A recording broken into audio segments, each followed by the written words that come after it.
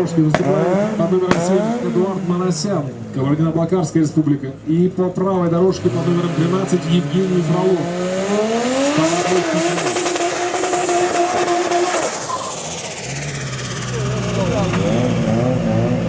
Заезд покажет, будет ли он подарком на день рождения для Евгения Фролова.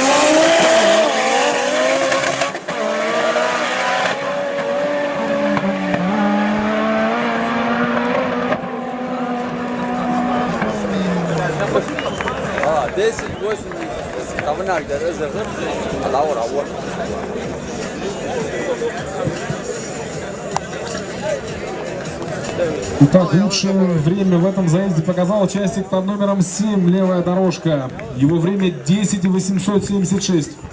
У номера 13 время 11,402.